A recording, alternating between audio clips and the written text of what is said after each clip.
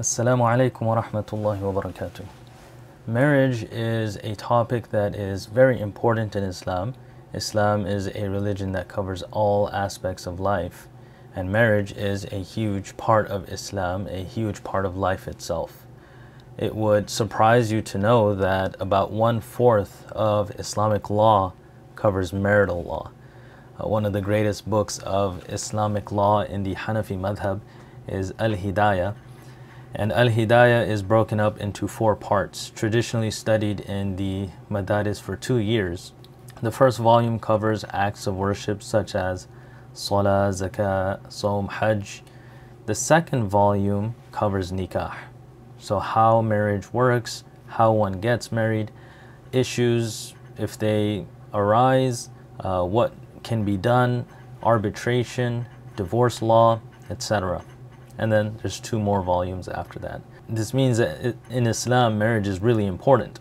However, in our society in today's time, speaking about nikah, speaking about marriage is often stigmatized. People really don't talk about it. Oftentimes we're not really aware of the rules and regulations, as well as the different aspects that we will face when we eventually get married, inshallah, or the issues that we do face when we are married because we're married. It is for this reason that books in the English language regarding marriage are so important, especially books that look at nikah from the Islamic perspective. Here we have a very excellent book in this regard, titled Handbook of a Healthy Muslim Marriage, Unlocking the Secrets to Ultimate Bliss, written by Sheikh Mufti Dr. Abdurrahman ibn Yusuf Manghera, a very prominent scholar based in the UK. So this book is really important.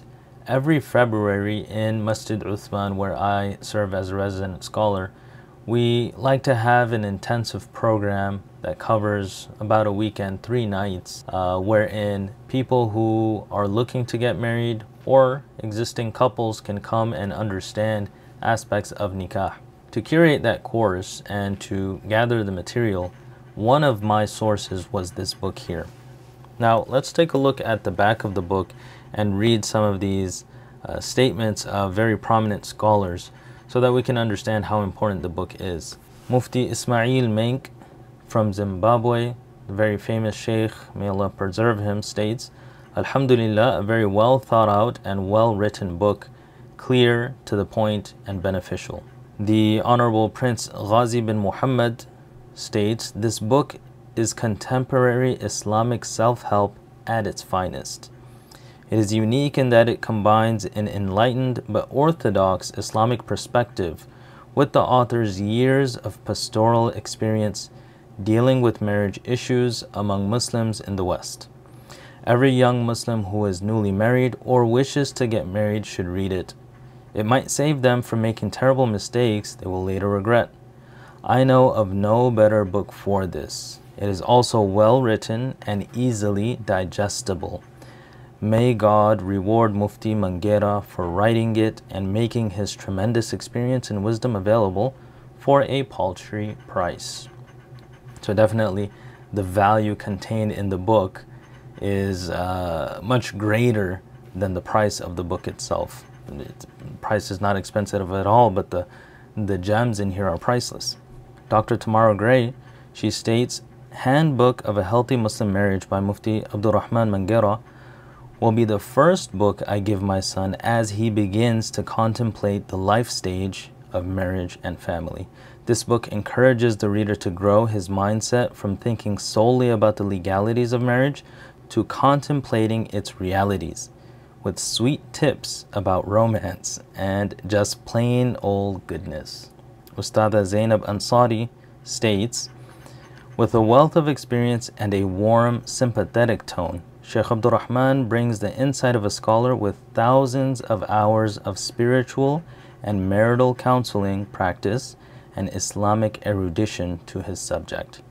And finally, Mufti Muhammad ibn Adam al-Kawthari states, Handbook of a Healthy Muslim Marriage is basically just that, a book and a guide that every Muslim couple should keep as a handy resource throughout their journey of marriage. Examples quoted from real-life scenarios and experiences really make the book personal and relatable.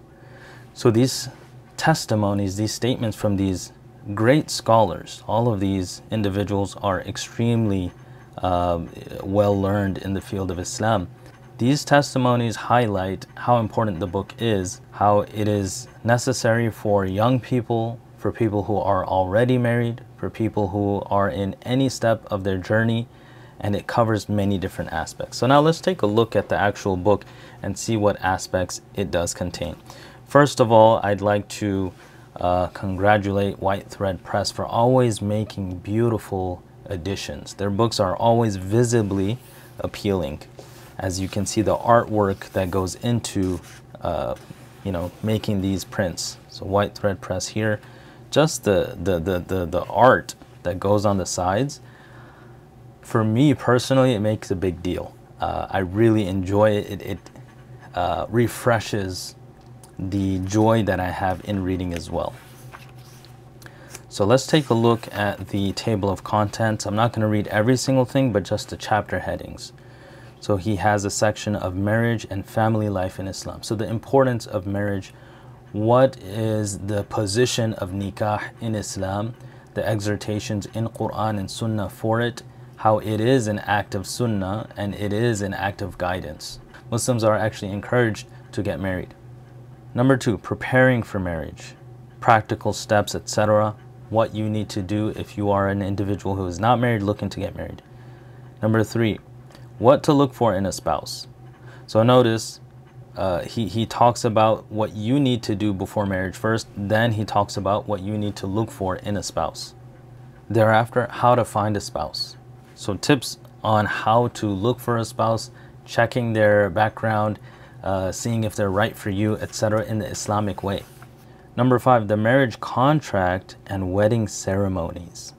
So this is really important, understanding how the marriage contract works. In fact, if we are about to embark on any kind of Islamic venture, so that could be business, that could be studies, that could be nikah, etc., or that could be parenthood, we need to study Islamically the relevant laws for it. So he talks about nikah, how it is done in the Sunnah, what is the best way to do it, what are the absolute essentials for it, etc., etc. And he gives plenty of stories from the Sunnah, from Islamic history, and from his own practical experiences.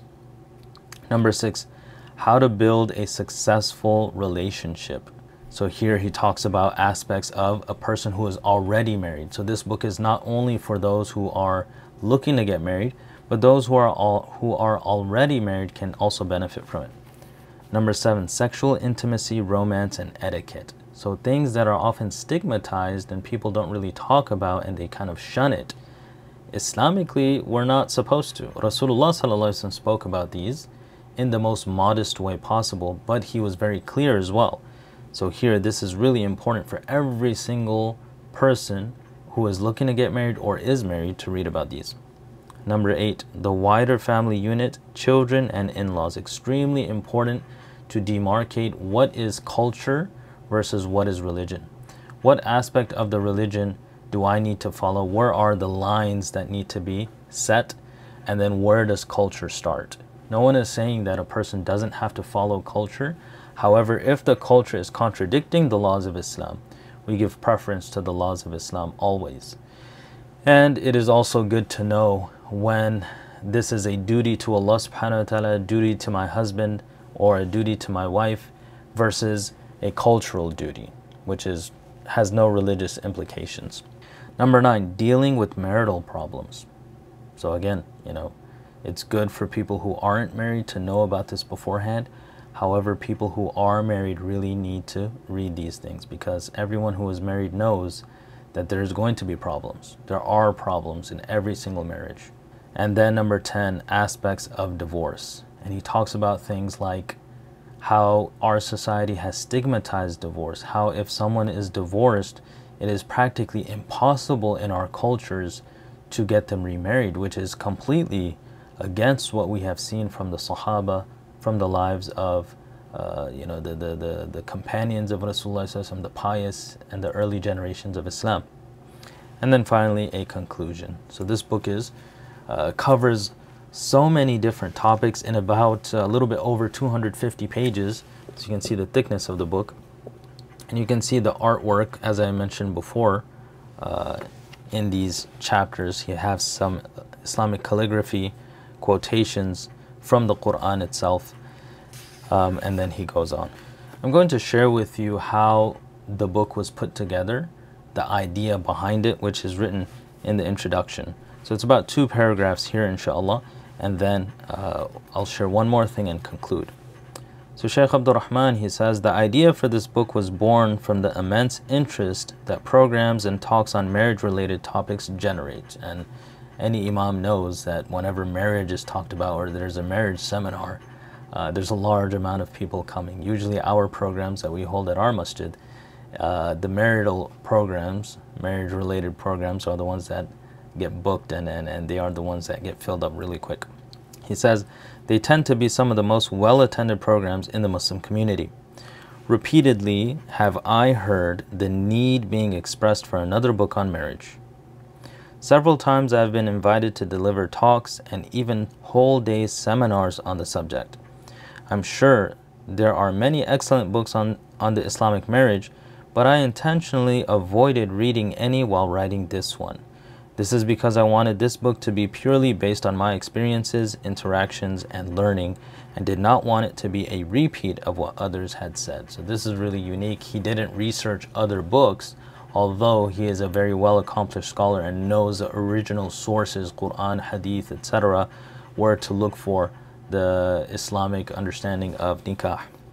However, the subject of marriage is a generic and organic one, and our religion is one. So the concepts are going to be very similar with other books. Hence, there will no doubt be similarities to other books, but I pray that Allah allow this book to be a worthwhile contribution to the genre, and it is my opinion that it definitely, absolutely is in the English language. The first draft of this work was written up by a woman, an alima, who is married with children, may Allah bless her abundantly, and was based on material I had delivered in spoken or written form over the last decade. The recordings of a full-day marriage seminar in 2013 at a mosque in East London, shout out to East London, a shorter seminar entitled Love, Marriage and Fairy Tales in 2016 at a university in South London, the transcript of a talk on divorce in 2011 at a university in East London, several other related lectures at miscellaneous venues, and other written answers and notes. So Shaykh Abdul Rahman has done extensive work regarding nikah, etc., different seminars and programs, and this scholar, she compiled notes, etc., and wrote extensive notes on it. So the book is actually based off of that. She produced the first consolidated draft in 2016. Since then, I worked on thoroughly editing the draft and researching and adding several new sections to get it to its current form.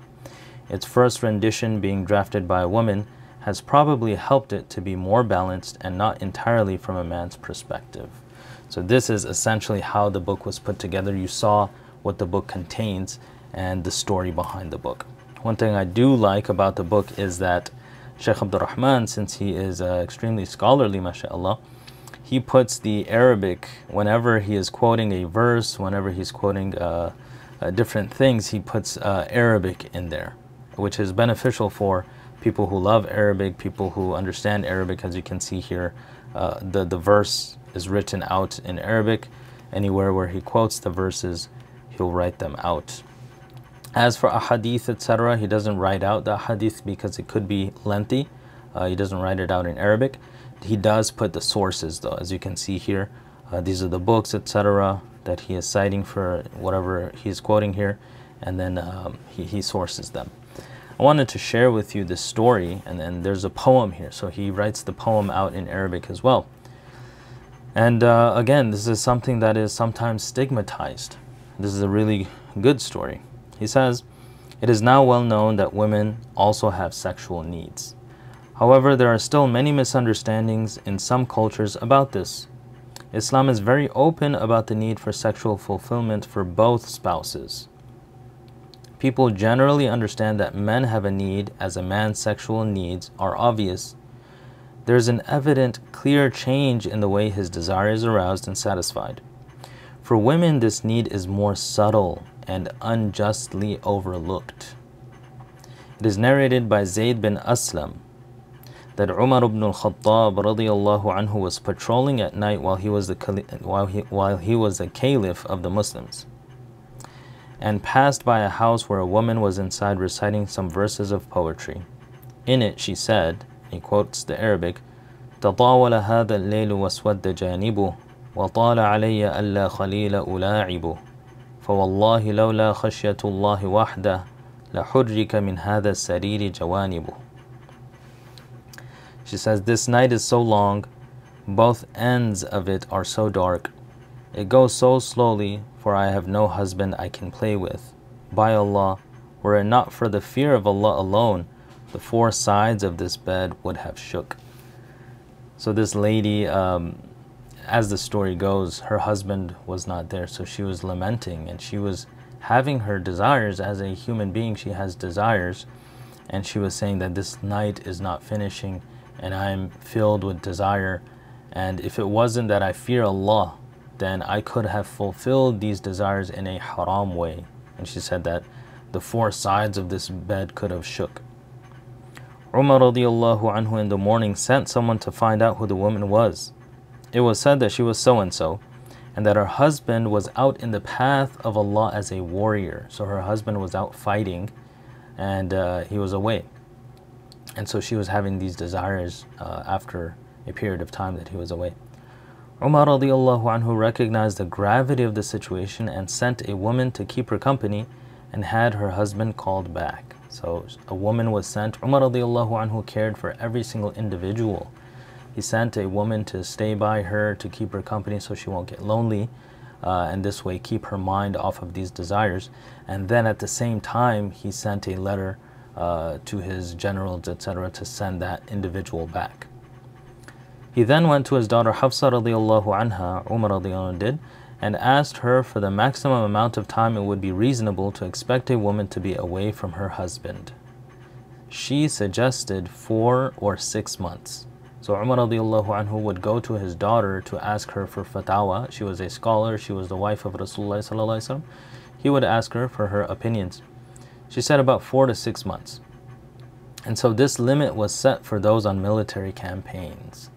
So subhanallah, it's a lot of nice anecdotes like this spread throughout the book. It's well researched, also personal experiences by the Shaykh, very beautiful editing, etc. I don't have any real gripes with the book. As was mentioned in the introduction, this is not a book of fiqh, so it's not going to cover all the rules and regulations. However, it would be really nice if Mufti Abdul Rahman or another scholar decides to have a book that is well written like this, also printed by the same company in a very beautiful edition, that covers the fiqh, like intricate fiqh rulings of nikah and divorce law, because these are sectors and sections where a lot of people are ignorant of, especially divorce. It becomes very serious. So anyone who is interested in nikah, who is of age, who is in their teens or 20s or even 30s, not married yet, I highly suggest this book for you. Also, anyone who is married, we should never consider ourselves experts on the field if we did not formally learn or read about it. So there's plenty that we can learn from it. We can also find out what mistakes we're making and how to correct them through books like these. So I highly recommend this book for everyone, even scholars, etc. I actually utilize this, as I mentioned, for my courses, and I'm going to continue to use it, inshallah, as I found it extremely beneficial, as well as other source materials. I ask Allah subhanahu wa ta'ala to give us tawfiq to have successful marriages, to bless us with the blessing of knowledge and practice. Wa sallallahu tabaraka wa ta'ala ala khayri khalqi Muhammad wa ala alihi wa sahbihi ajma'in bi rahmatika ya arhamar rahimin. Assalamu alaikum wa rahmatullahi wa barakatuh.